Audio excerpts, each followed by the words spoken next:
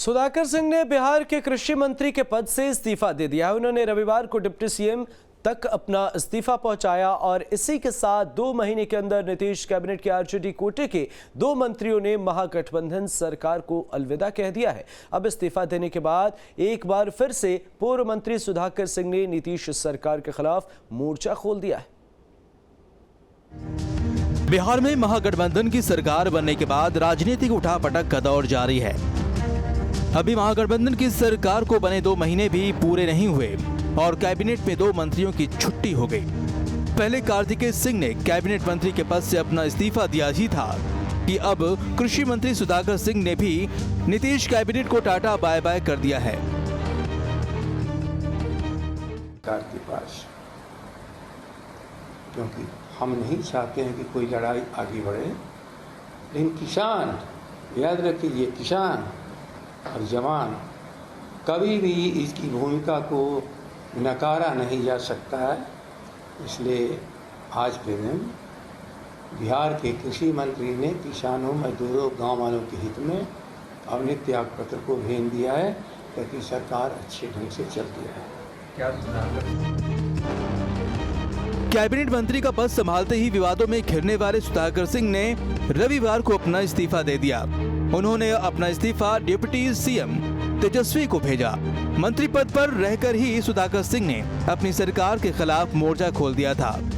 उन्होंने न सिर्फ अधिकारियों पर भ्रष्टाचार का आरोप लगाया बल्कि खुद को चोरों का सरदार भी कह दिया है।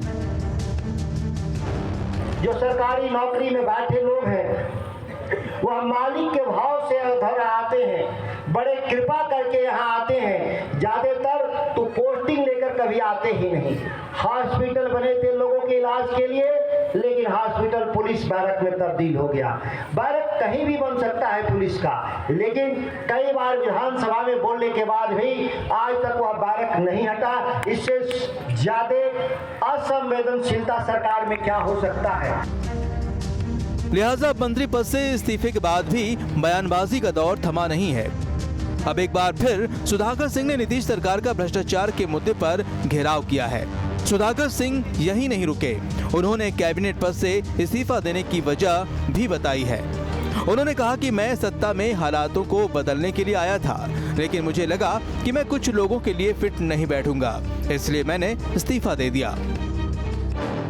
सत्ता में हम आए हैं बदलाव के लिए, हम सत्ता में यथास्थिति बरकरार रखने के लिए नहीं आए हैं। कम से कम मुझसे अपेक्षा लोगों को नहीं करना चाहिए, और जिन लोगों ने लगा कि हम इस व्यवस्था के लिए फिट नहीं हैं, मैं उनको अलविदा कहने में देर नहीं किया, हमको अलविदा करने में देर नहीं किया।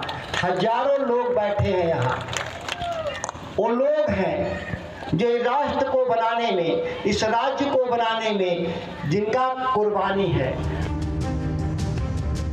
बहरहाल सुधाकर सिंह के इस्तीफे के बाद से ही बिहार में सियासी सरगर्मी भी बढ़ गई है। सूत्रों की माने तो सुधाकर सिंह पर इस्तीफे का दबाव था।